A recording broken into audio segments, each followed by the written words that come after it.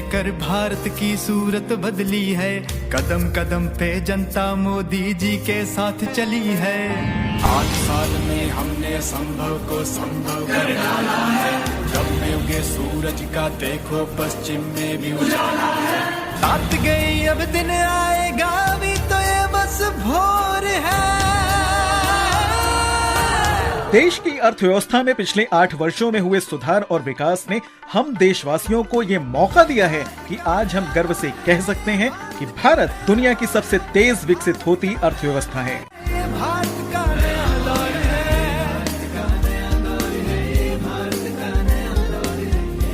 पिछले 2 साल का वक्त पूरी दुनिया के लिए एक मुश्किल भरा समय रहा है, लेकिन IMF के अनुसार भारतीय अर्थव्यवस्था के विकास की दर 2022 के लिए 8.5% आंकी गई है। देश का विदेशी मुद्रा भंडार लगभग 600 अरब डॉलर पहुंच गया है। वहीं निर्यात और प्रत्यक्ष विदेशी निवेश अब तक के सबसे उच्च स्तर पर है। प्रधानमंत्री नरेंद्र मोदी ने इस वर्ष दावोस में हुए वर्ल्ड इकोनॉमिक फोरम की बैठक को वीडियो कॉन्फ्रेंस के जरिए संबोधित करते हुए कहा कि भारत की गहरे आर्थिक सुधारों के प्रति वचनबद्धता के कारण ही आज भारत निवेश के लिए सबसे आकर्षक जगह बन गया है। डीप इकोनॉमिक रिफॉर्म्स को लेकर भारत का कमिटमेंट एक और बड़ा कारण है जो आज भारत को इन्वेस्टमेंट के लिए सबसे अट्रैक्टिव डेस्टिनेशन बना रहा है। कोरोना काल में जब दुनिया क्वांटिटेटिव ईजिंग प्रोग्राम जैसे इंटरवेंशन पर फोकस कर रही थी, तब भारत ने रिफॉर्म का रास्ता सशक्त किया। डिजिटल और फिजिकल इंफ्रास्ट्रक्चर को आधुनिक बनाने के सबसे बड़े प्रोजेक्ट्स को कोरोना काल में ही अभूतपूर्व गति दी गई। 2014 में सत्ता में आने के साथ ही सरकार ने जनधन बैंक खाता खोलने के लिए वृहद पैमाने पर अभियान चलाया, जिसके जरिए अब तक 44 करोड़ 23 लाख से अधिक प्रधानमंत्री जनधन बैंक खाते खोले जा चुके हैं। वित्त मंत्रालय के नवीनतम आंकड़ों के अनुसार इन खातों में पिछले वर्ष दिसंबर तक कुल 1,50,000 करोड़ रुपए से अधिक की राशि जमा थी, जो अपने आप में एक बहुत बड़ी उपलब्धि है। सरकार ने जनधन खातों से आधार नंबर और मोबाइल को जोड़ दिया, जिसने लाभ और सब्सिडी को सीधे खातों तक पहुंचने और भ्रष्टाचार को कम करने की दिशा में जैसे एक क्रांति ही ला दी हो।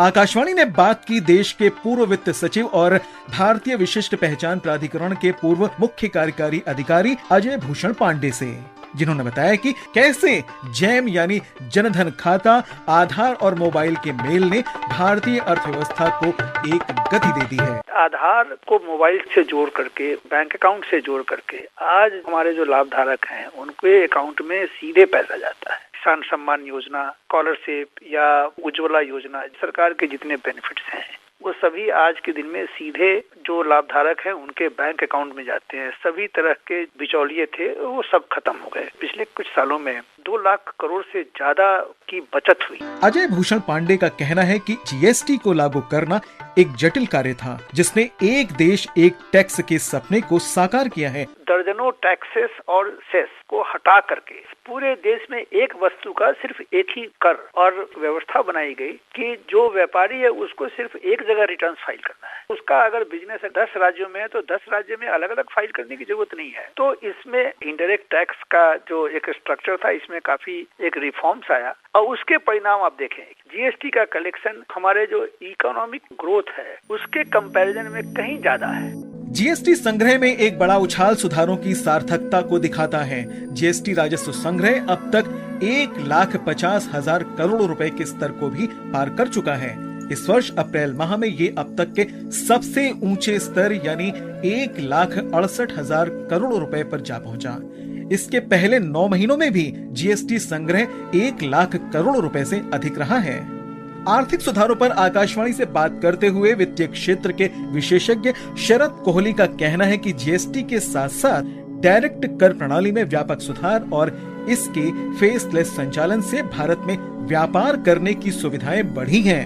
कंपनी जो बनाने में 15 दिन 1 महीना लग जाता था, आज वो 2 से 3 दिन के अंदर बन जाती है। एक ही पोर्टल के अंतर्गत आपको pan number, tan number, GST सभी कुछ एक कॉम्पोजिट तरीके से जनरेट हो जाता है। पीएलआई जो प्रोडक्शन लिंक्ड इंसेंटिव स्कीम, बहुत सहूलियत हुई, बिजनेसेस को बढ़ावा मिला। टैक्स में जो सुधार लाए गए जिसमें कॉर्पोरेट टैक्स को घटाया गया, नई कंपनी जो मैन्युफैक्चरिंग में आ रही थी उनके लिए ये दर 15% तक लाई गई, पूरी प्रक्रिया को फेसलेस कर दिया गया। तो बिजनेस करने का जो पूरा तरीका था वो इन 8 सालों में बदला है। कोई भी व्यक्ति आज भारत में बिजनेस स्टार्ट करना चाहता है, उसको हिचकिचाहट नहीं होती। 2014 से अब तक हुए आर्थिक सुधारों के विषय में बात करते हुए वरिष्ठ आर्थिक विश्लेषक ए.के. भट्टाचार्य ने बताया कि वस्तु और सेवा कर यानी जीएसटी का लागू किया जाना, बैंकिंग क्षेत्र में सुधार और अर्थव्यवस्था का डिजिटलीकरण ऐसे परिवर्तनकारी कदम रहे हैं जो देश के विकास के लिए गेम चेंजर साबित हुए हैं। पहला सुधार है जो इंसॉल्वेंसी और बैंक्रप्सी कोड का प्रणयन, बैंकों के नॉन परफॉर्मिंग एसेट और जो कंपनियां खराब स्थिति में थी आर्थिक रूप से विलय करने का जो एक तरीका कानूनी तौर से अपनाया गया, ये बहुत बड़ा सुधार था। दूसरा जो सुधार हुआ है वो गुड्स एंड सर्विसेज टैक्स लाना, और तीसरा सुधार जनधन योजना और आधार और मोबाइल पेमेंट टेक्नोलॉजी के सम्मिश्रण से पेमेंट इंफ्रास्ट्रक्चर को जो सशक्तिकरण किया गया है, उससे भी अर्थनीति में बहुत बड़ा एक सुधार आया है। इंसॉल्वेंसी और बैंक्रप्सी कोड को लागू किए जाने से जहां एक तरफ ऋण वितरण को बहुत आसान बनाया है, वहीं डिफॉल्टर्स की नकेल भी कसी है, जिससे संकटग्रस्त ऋणों यानी एनपीए को कम करने में बड़ी मदद मिली है। एनडीए सरकार ने अर्थव्यवस्था के डिजिटलीकरण पर विशेष ध्यान दिया है, जिससे नकद भुगतान में काफी कमी आई है और अर्थव्यवस्था में पारदर्शिता भी बढ़ी है। National payments corporation of India के अनुसार देश में अप्रैल 2022 में यूपीआई के माध्यम से 9,70,000 करोड़ रुपए से अधिक का डिजिटल लेन देन हुआ है। इन 8 सालों में भारत में संचार क्रांति छाई है, जगह जगह इंटरनेट और हर हाथ यूपीआई है। मैं अभी कुमार, मेरा छोटा सा स्टेशनरी का काम है, इसलिए कुछ टाइम से जैसे मैं यूपीआई का इस्तेमाल कर रहा हूँ तो मुझे काफी सारी सुविधाएं हो रही हैं। जैसे लोग आते थे पहले तो उनके पास कभी चेंज नहीं हुआ तो मुझे बड़ी दिक्कत होती थी। मैं उनसे यूपीआई के थ्रू पैसा ले लेता हूँ जो मेरे सीधा अकाउंट में चला जाता है, और इनकेस अगर मुझे किसी को देना होता है तो मैं भी यूपीआई से उनको ट्रांसफर कर देता हूँ। भारत सरकार की आत्मनिर्भर भारत पहल से जहां घरेलू कंपनियों का आत्मविश्वास बढ़ा है, वहीं वोकल फॉर लोकल के दृष्टिकोण से स्थानीय स्तर पर भी अर्थव्यवस्था में गति आ गई है। इस विषय पर बात करते हुए प्रोफेसर यामिनी अग्रवाल ने कहा कि वोकल फॉर लोकल स्कीम ने देश की आर्थिक गतिविधियों को आगे ले जाने और उत्पादन तथा रोजगार बढ़ाने का मार्ग प्रशस्त किया है। सबसे महत्वपूर्ण सुधार है वोकल फॉर लोकल का पीएलआई स्कीम लाने का, जिसके अंदर प्रोडक्शन का जो क्रिएशन है वो $504 बिलियन के आसपास माना जा रहा है और एम्प्लॉयमेंट क्रिएशन 1 करोड़ के आसपास। ये भी कोशिश की गई है कि जो सुधार हैं उसके अंदर 1 डिस्ट्रिक्ट 1 प्रोडक्ट के माध्यम से हर एक डिस्ट्रिक्ट में एक यूनिक प्रोडक्ट क्रिएट किया जाए जिससे एक्सपोर्ट्स बढ़े। डिजिटलाइजेशन का माध्यम, जीएसटी, डीमोनेटाइजेशन और जो इंफ्रास्ट्रक्चर में निवेश किया गया है जिसकी वजह से हमें ये एक्सपोर्ट्स बढ़ते हुए नजर आ रहे हैं।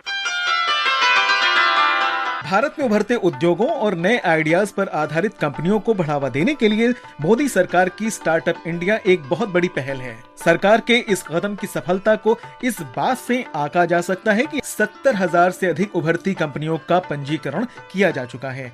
देश के लिए ये उपलब्धि का विषय है कि सरकार के प्रयासों से पिछले 8 वर्षों में 100 से अधिक यूनिकॉर्न कंपनियां जिनकी कुल परिसंपत्तियां $1 अरब से भी अधिक हैं, वे उभर कर सामने आई हैं। आर्थिक विशेषज्ञ पुनीत जैन। स्टार्टअप इंडिया क्योंकि यंग लोग हैं और उनको बहुत अनुभव नहीं है बिजनेस का, तो उनके लिए कई तरह के इंसेंटिव्स दिए गए। जो यंग कंपनीज हैं उनको बढ़ावा देने के लिए ये प्रोग्राम लॉन्च किया गया और इसका असर आप देखिए। आज भारत का जो गिनती होती है वो दुनिया की 2-3 टॉप कंट्रीज में होती है जहाँ पर यूनिकॉर्न्स बने हैं। 100 से ज्यादा यूनिकॉर्न्स भारत में कंपनी हैं जो इमर्ज हो चुकी हैं, और ये सब स्टार्टअप इंडिया और स्टैंड अप इंडिया जैसे प्रोग्राम्स का ही नतीजा है। मुझे लगता है कि भारत में एक पूरा इकोसिस्टम है, यानी पूरी जो इकोनॉमिक डेवलपमेंट का जो नजरिया है वो बहुत बदला है टुवर्ड्स यंग कंपनीज।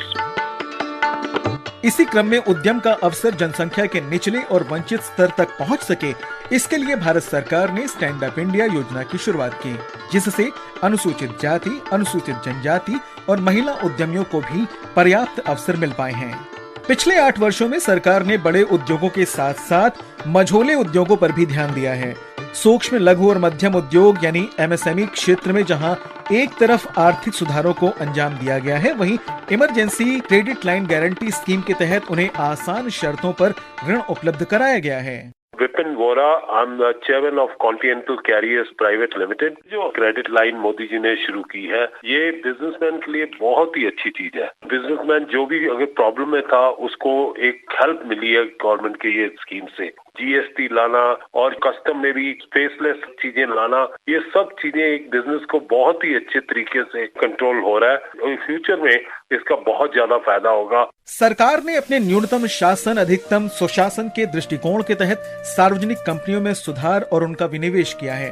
2021-22 में विनिवेश और ऑफर फॉर सेल से NDA सरकार ने 13,500 करोड़ रुपए से अधिक अर्जित किए हैं। वहीं 2022-23 में जीवन बीमा निगम के IPO और अन्य कंपनियों में ऑफर फॉर सेल से कुल 24,000 करोड़ रुपए से अधिक प्राप्त किए हैं।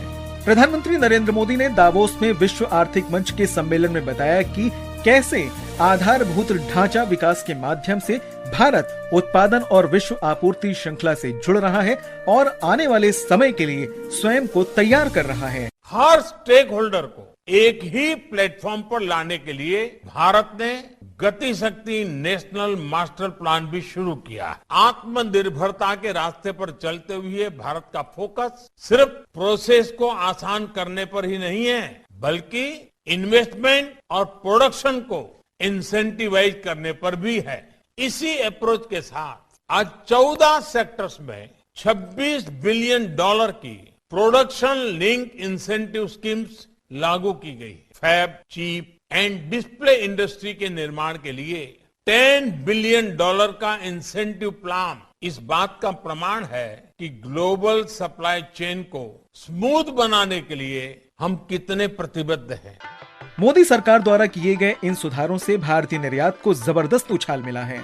वस्तु व्यापार जहां 43% की ऊंची बढ़त के साथ $420 बिलियन के स्तर पर पहुंच गया, वहीं सेवा क्षेत्र में निर्यात 19% की वृद्धि से $254 अरब से अधिक दर्ज किया गया है। देश में आर्थिक सुधारों से विश्व समुदाय का दृष्टिकोण सकारात्मक रूप से भारत के प्रति बदला है। यही कारण है कि जहां 2013-14 में प्रत्यक्ष विदेशी निवेश का स्तर 36 अरब अमेरिकी डॉलर का था, वो 2021-22 में बढ़कर 83 अरब डॉलर तक पहुंच गया है। अगर हम 2006-07 से 2013-14 की अवधि के दौरान कुल प्रत्यक्ष विदेशी निवेश को देखें तो ये 289 अरब डॉलर का था, जो 2014-15 से लेकर 2021-22 की अवधि के बीच बढ़कर 524 अरब डॉलर तक पहुंच गया है। आज देश में आर्थिक सुधारों का ही असर है कि देश और विदेश के उद्यमी भारत में कारोबार करने में अधिक सरलता पाते हैं। इस दिशा में सरकार के विशेष ध्यान दिए जाने से Bharat ease of doing business ranking में आज 144वें पायदान से उठकर 63वें स्थान पर पहुंच गया है। देश में कारोबारी सुगमता के लिए बाधक कानूनों को रद्द करने और उसमें संशोधन करने के साथ साथ श्रम कानूनों में भी व्यापक सुधार किए गए।